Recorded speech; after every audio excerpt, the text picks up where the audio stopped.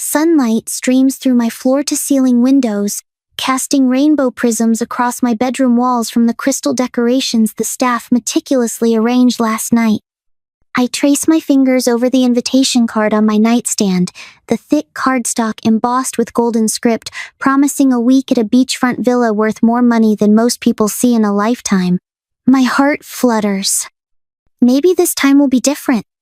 I slip out of bed, my bare feet sinking into plush carpet. The mansion is quiet except for the soft whir of central air and distant footsteps of the cleaning staff. Balloons and soft pastels bob gently against my ceiling, and wrapped presents gleam on my marble dresser. 16.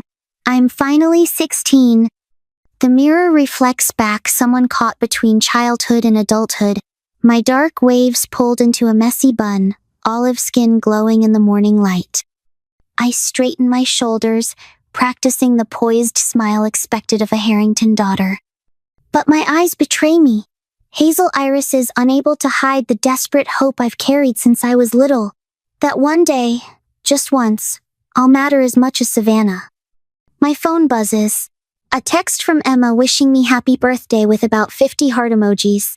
I smile, warmth blooming in my chest. At least someone remembers without being reminded by the staff's decorations.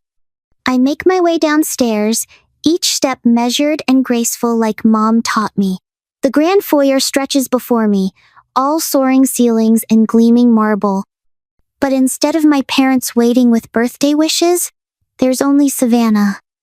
My sister leans against a pillar, golden hair perfectly styled even at this hour. Her smirk sends ice down my spine. Morning, birthday girl. Her voice drips honey-sweet venom. Mom and Dad left you something. I freeze halfway down the stairs. Where are they? Oh, they had to run out. Savannah straightens, producing a folded paper from behind her back. But they made sure to leave you a special list. My stomach drops as she holds it out. Not an invitation, not birthday wishes, a chore list. 2 pages, neatly typed. The room spins violently. My vision narrows to pinpricks, blood roaring in my ears. Every detail hits like a physical blow. The tremble in my hands, the metallic taste of betrayal on my tongue, the way my chest constricts until I can barely breathe. The cheerful birthday music playing softly through hidden speakers becomes a mocking soundtrack to my humiliation. What is this? My voice comes out raw, unfamiliar. What does it look like? Savannah rolls her eyes. Someone has to make sure everything's perfect for the party. Mom and Dad trust you to handle it. Just hours ago, I'd been floating on cloud 9. The memory crashes over me, sitting cross-legged on my bed last night, carefully reading every word of the villa invitation. I'd already packed my favorite sundress, the new swimsuit I'd been saving. Mom had smiled, actually smiled, when she handed me the envelope, and Dad had mentioned something about family bonding.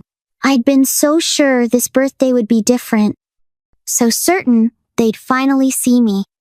But the villa, the words stick in my throat.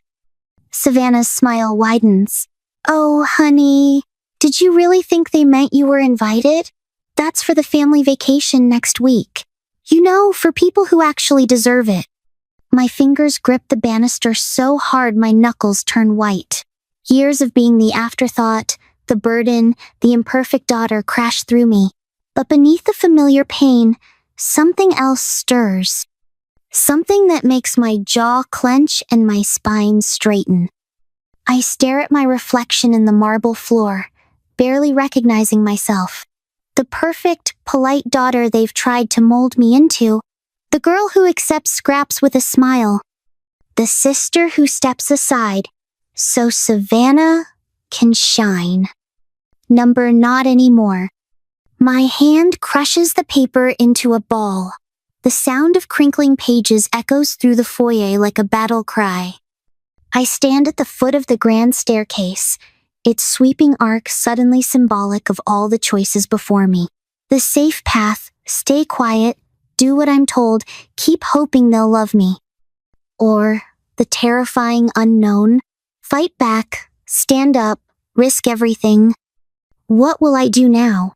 The question pounds in my head like a drumbeat.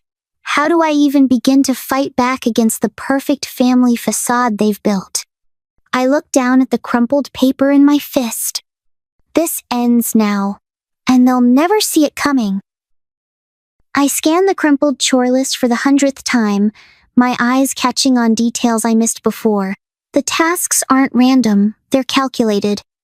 Each item strategically placed to keep me away from specific areas of the house at certain times. Away from Dad's study during his important calls. Away from the dining room during family dinners. Away from anywhere I might overhear something I shouldn't.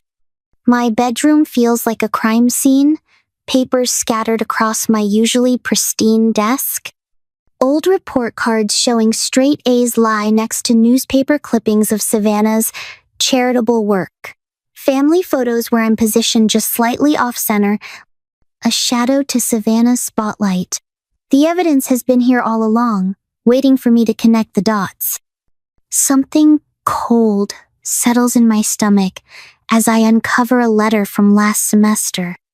My academic counselor's praise for my exceptional performance despite challenging circumstances sits next to a sticky note in Mom's elegant script. Perfect for damage control if anyone asks questions. I push back from my desk, mind racing. They've been using my academic success as a shield. Look at how well Lily's doing in school. Clearly there's nothing wrong at home. My hands shake as I realize how long this manipulation has been going on. The house is quiet, too quiet. Through my window, I watch Mom's Mercedes glide down the circular driveway, Savannah in the passenger seat. They'll be gone for hours at their usual spa day. Dad's at the office until late. The cleaning staff won't arrive until tomorrow. My heart pounds as I slip into Dad's study. The room reeks of leather and power, all sleek modern furniture and expensive art. His computer sits like a sentinel on the massive desk. I've seen him type his password 100 times, watching from the doorway while pretending to dust the shelves. Another core designed to keep me busy. The screen flickers to life.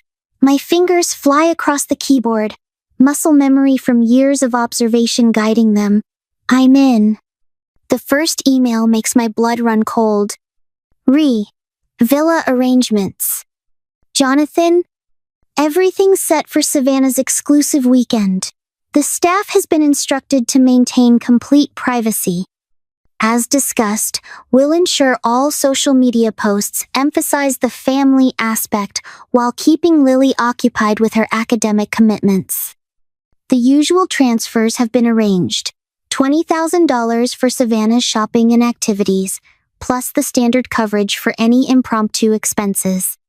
I dig deeper, hands trembling but determined. Each document reveals another layer of betrayal. Savannah's monthly allowance could fund a semester of college. Meanwhile, my education fund sits untouched, a bargaining chip they hold over my head. A video file catches my eye. I plug in my earbuds, careful not to make a sound. The girls' grades are our best defense.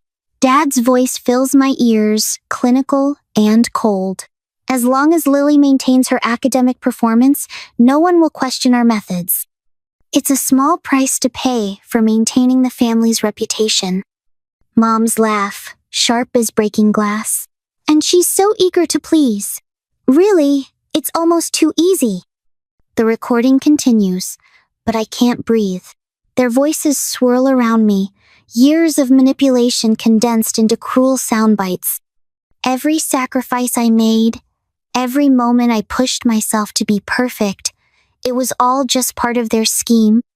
Lily! I nearly jump out of my skin. Emma stands in the doorway, concern etched across her face. She must have used her spare key, the one I gave her for emergencies. I got your text, she whispers, closing the door softly behind her. What did you find? I pull out the earbud, my voice barely a whisper. Everything. Come look. Emma settles beside me, her familiar presence anchoring me as we scroll through the evidence of my family's betrayal. Each new document feels like another nail in the coffin of my old life, the life where I still hoped they might love me someday. "We need to save this," Emma says, her voice hard with anger. She pulls a USB drive from her backpack. All of it. As we copy the files, a new email notification pops up. The sender's name makes my stomach lurch. Mr. Coleman, the family lawyer. The message is brief but clear. Any disruption to the established arrangement will result in immediate consequences. Your academic future hangs in the balance. Choose wisely. I meet Emma's eyes, seeing my own anger reflected back.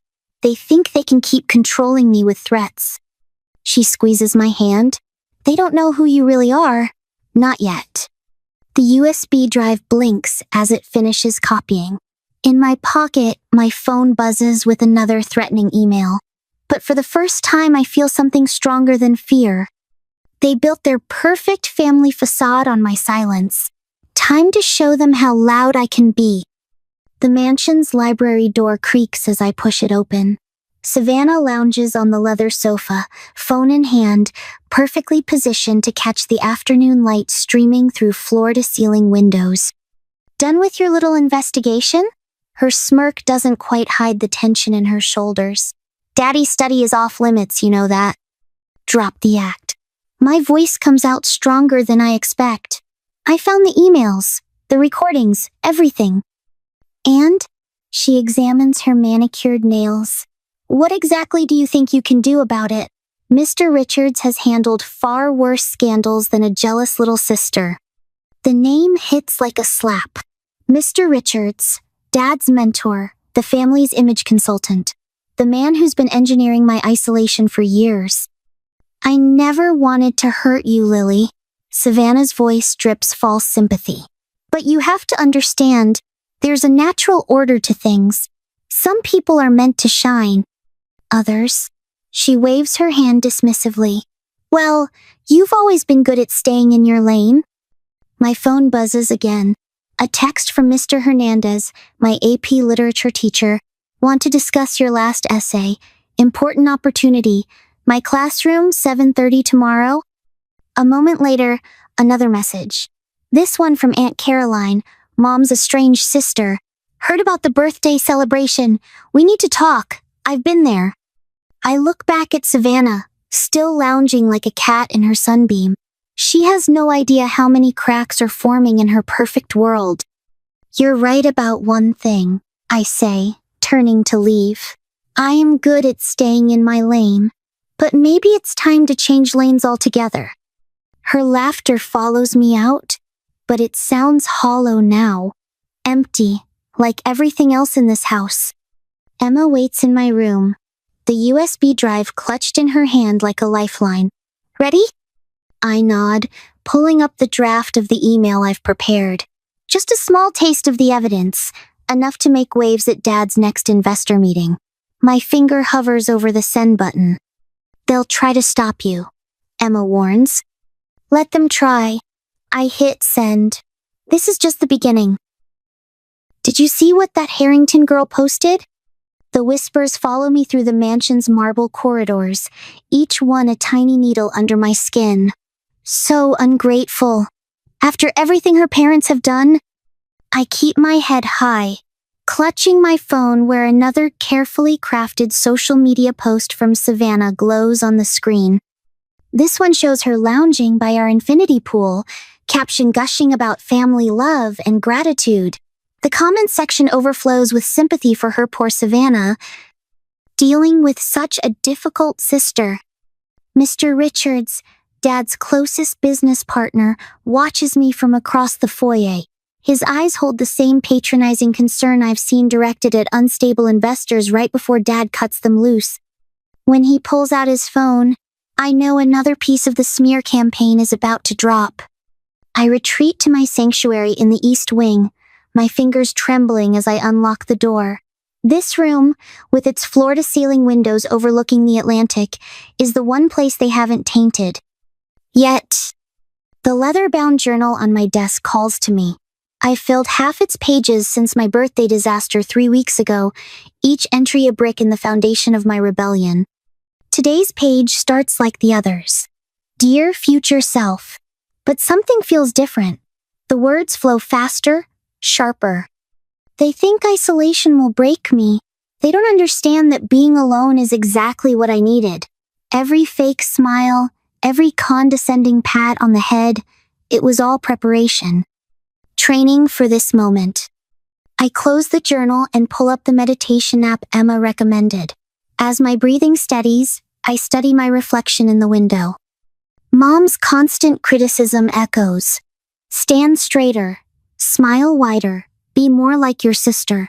But now I see what she couldn't. Strength in my olive skin, fire in my hazel eyes, power in the set of my jaw. The grandfather clock strikes 3. Time for the confrontation I've been planning all week. Savannah lounges in the library's leather armchair like it's a throne, scrolling through her phone with practiced disinterest. The late afternoon sun streams through stained glass, casting colored shadows across leather-bound first editions and priceless artifacts. Our family's carefully curated sophistication on display. We need to talk. My voice doesn't waver. She glances up, lips curving into that familiar smirk. About your little tantrum on Instagram? God, you're so embarrassing. About 16 years of lies. I plant myself in front of her, blocking her escape route. About how you and Mom and Dad systematically destroyed every chance I had at. Destroyed? She laughs, but there's an edge to it. We gave you everything. Private schools, dance lessons, that ridiculous art camp. Scraps. The word explodes from me. Everything you didn't want. Every opportunity that wasn't good enough for precious Savannah first. She stands, using those 2 inches of height difference like a weapon. You're delusional. This is exactly why they didn't invite you to the villa. You're unstable. Really? I pull out my phone, fingers steady now. Is that what the country club board would think when they see the real numbers? How much Dad spends on your hobbies versus my education? The blood drains from her face. You're bluffing. Try me.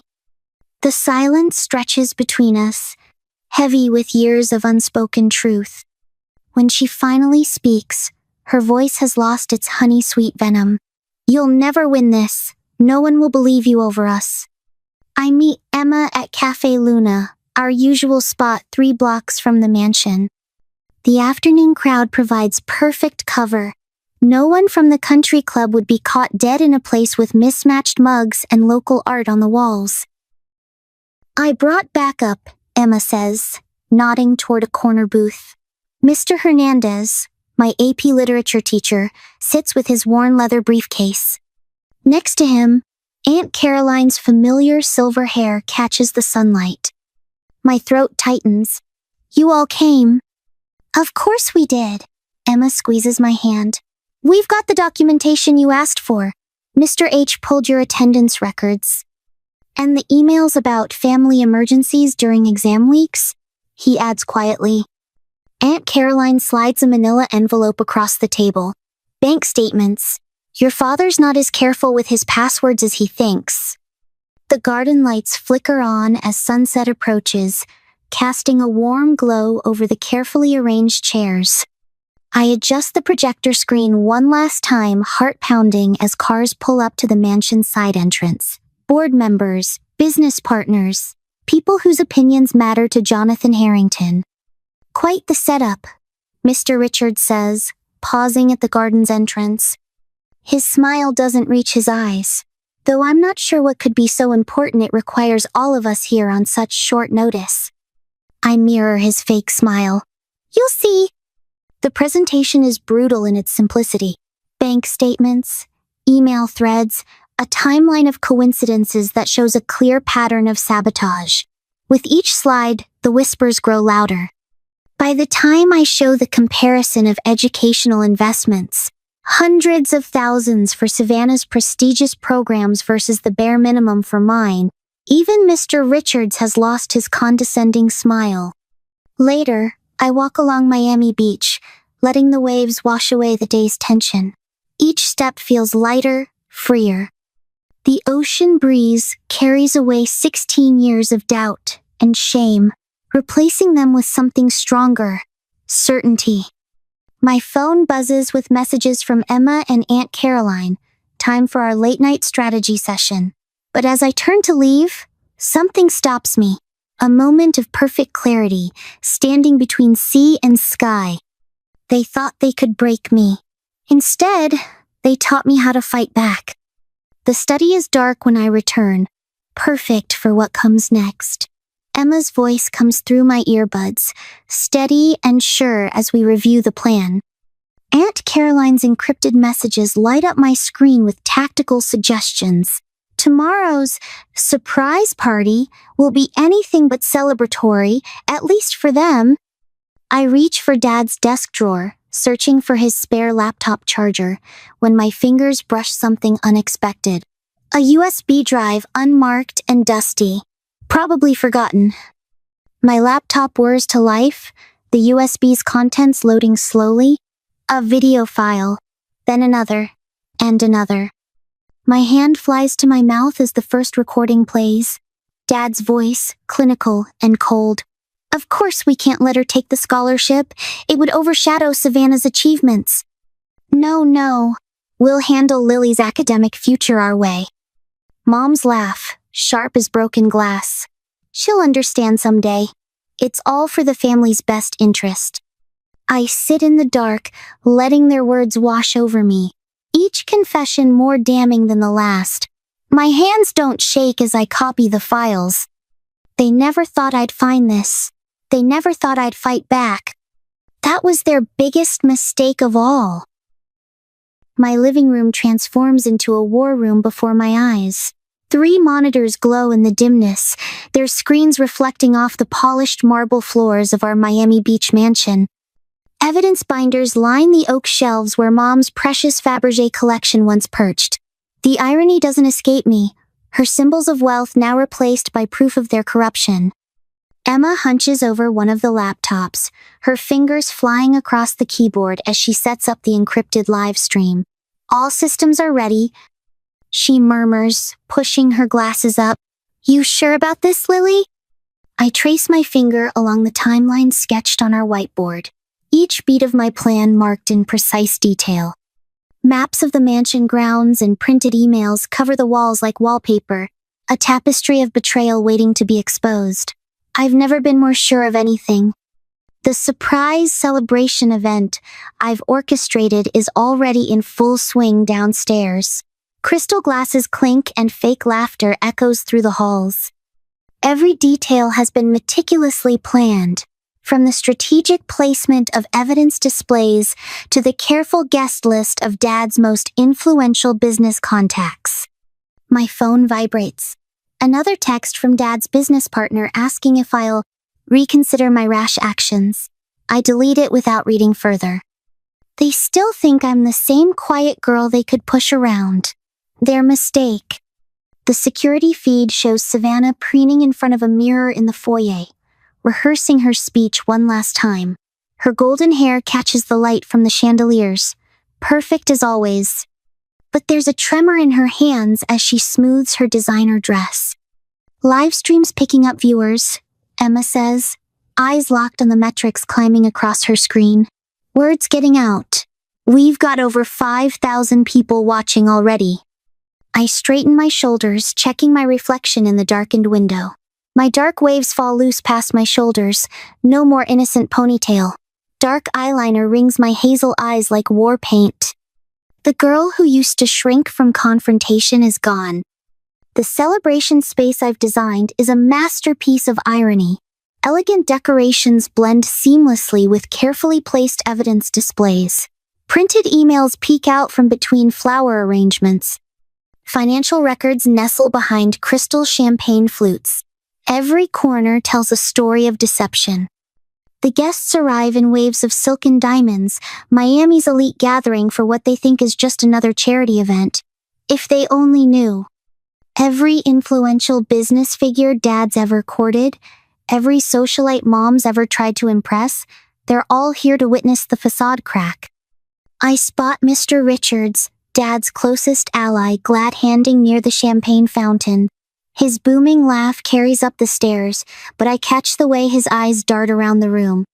He knows something's coming. They all do. The screens behind the makeshift podium glow to life as the techs run their final checks. In less than an hour, those same screens will display every damning email, every secret recording that proves what this family really is. My heart pounds against my ribs, but my hands are steady as I pull up the first file. 5 minutes until Savannah's speech, Emma warns, then adds, "Social media's blowing up. The hashtag is trending." I nod, sliding the final USB drive into place. Time to give my dear sister the spotlight she's always craved. The marble staircase stretches before me like a runway.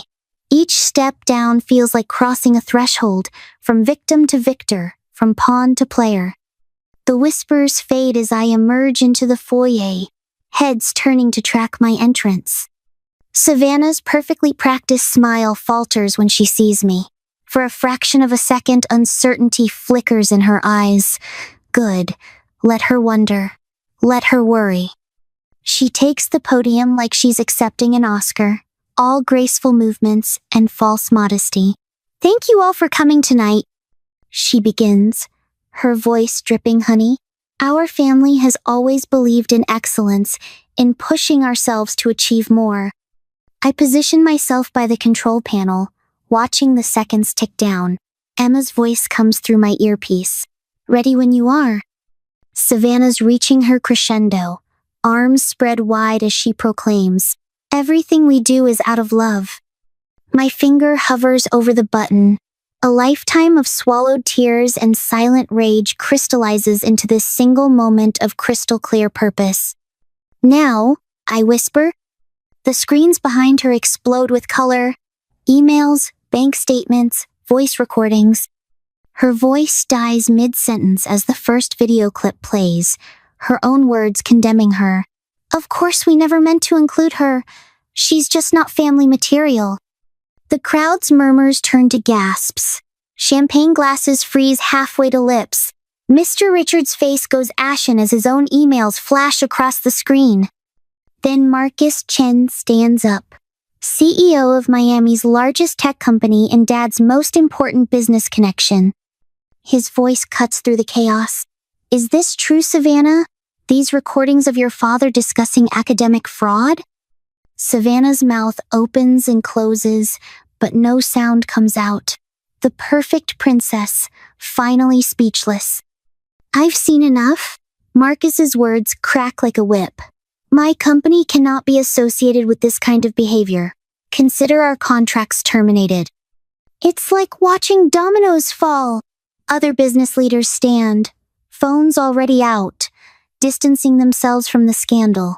Savannah's supporters huddle in corners, whispering frantically. The carefully maintained facade of power crumbles brick by brick.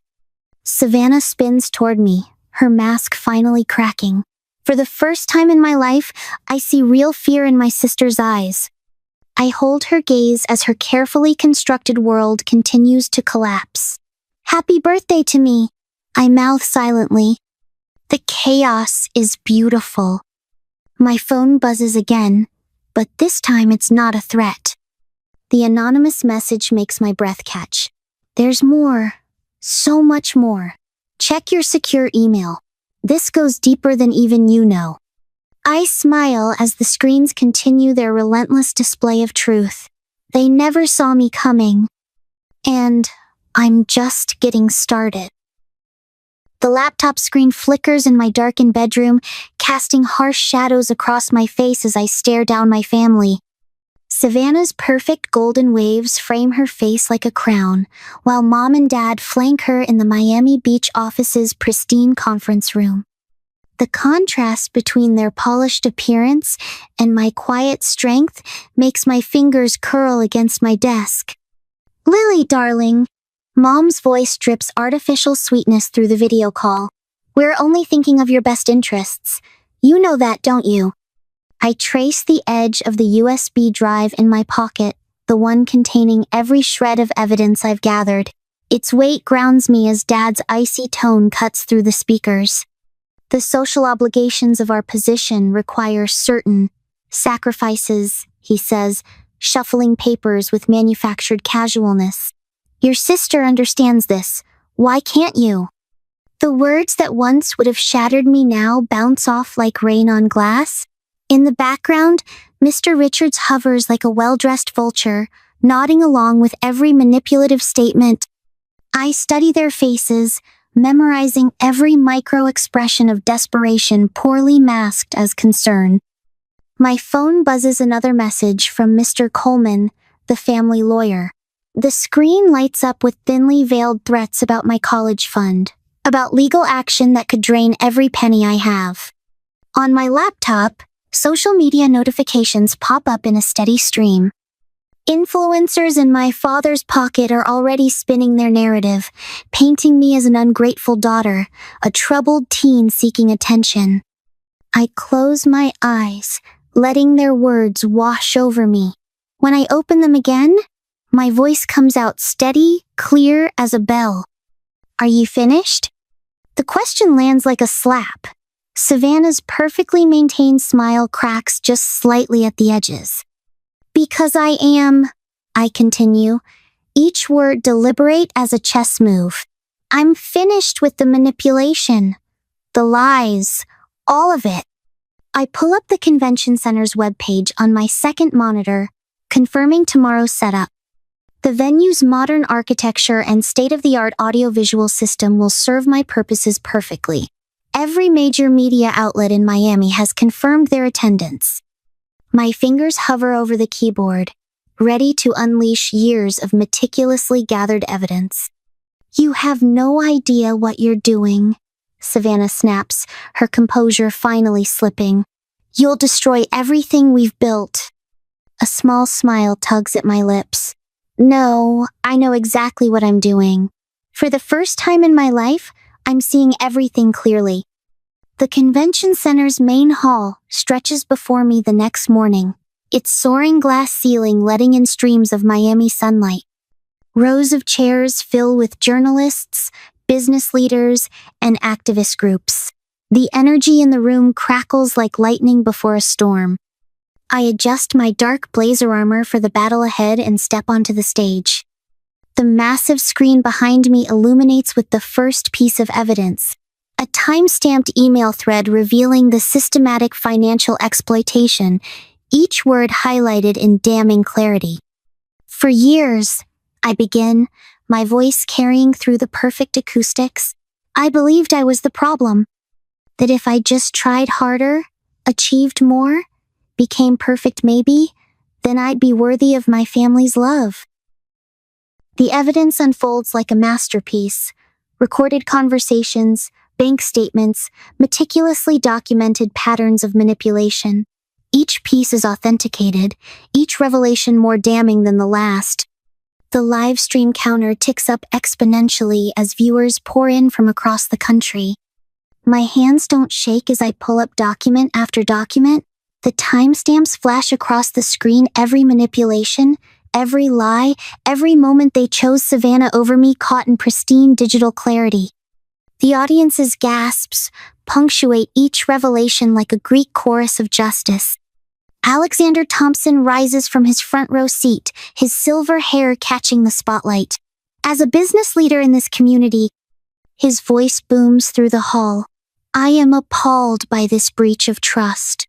The Harringtons have exploited not just their daughter, but the very principles of family and integrity we hold dear. Dr. Cynthia Morales steps forward next, her legal credentials displayed prominently on the screen. What we're seeing here isn't just emotional manipulation, it's a calculated pattern of financial exploitation and educational fund mismanagement. Social media explodes. Number Justice for Lily trends nationwide as clips from my presentation go viral. The live chat floods with support messages and similar stories.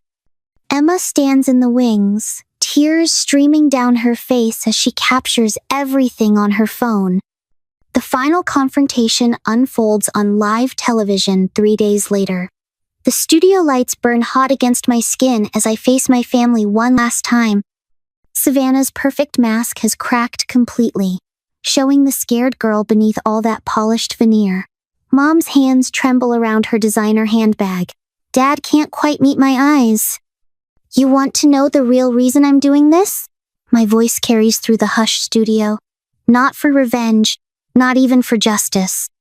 I'm doing this so that every other 16-year-old girl trapped in a gilded cage knows she has the power to break free.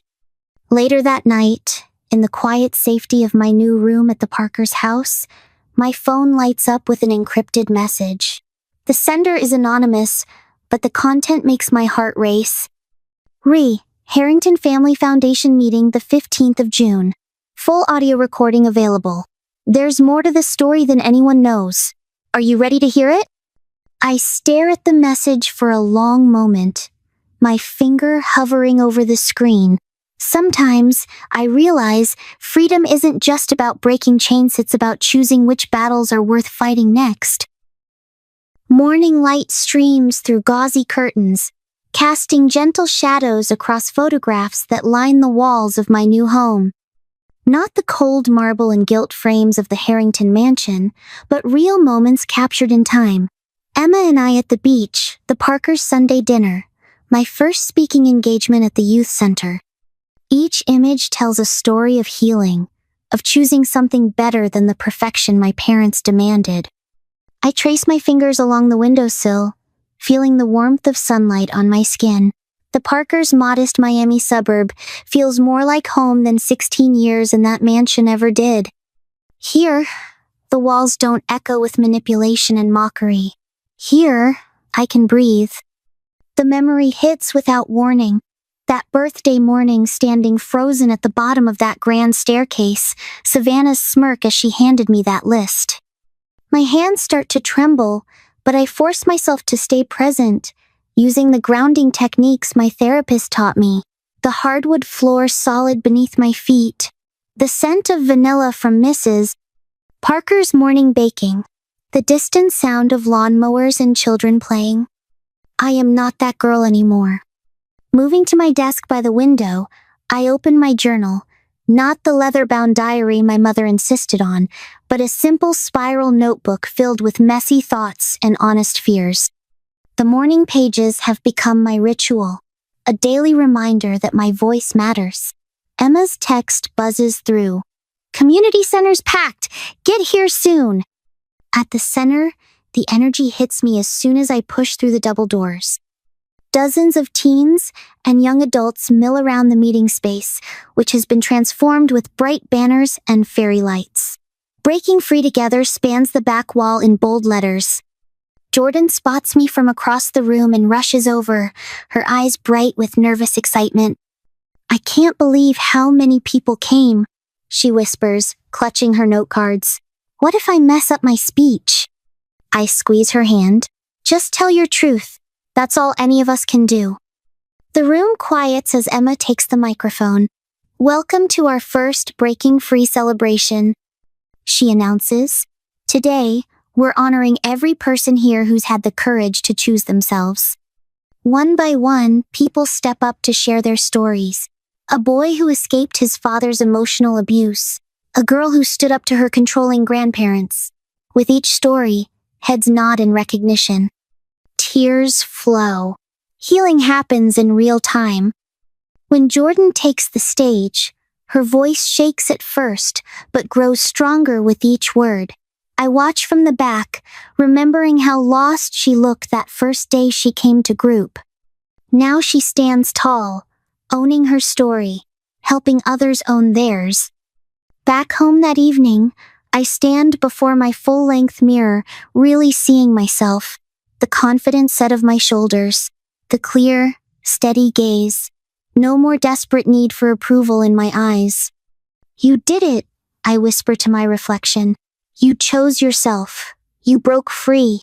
And now you're helping others do the same. Moving to my desk, I adjust my camera and hit record. The red light blinks, waiting. Hey everyone. I begin, my voice warm and steady. Today, at our Breaking Free celebration, I witnessed something incredible. I saw strength. I saw courage. I saw healing. I leaned closer to the camera, thinking of everyone out there still trapped in silence. Your story matters. Your voice matters. You matter. If you're watching this and wondering if you can break free too, yes, you can. Share your story in the comments below. Let's build this community together. Ending the recording, I turned to my vision board. Among the news clippings and research papers, new dreams take shape. Expanding the youth program, starting a scholarship fund, building a network of safe houses. The evening sun paints my room in shades of possibility. Through my window, I hear the Parker family setting up for dinner. Real laughter, real love, real family. My chosen family. Not the perfect daughter, not the family disappointment, just Lily. Finally, powerfully, unequivocally me.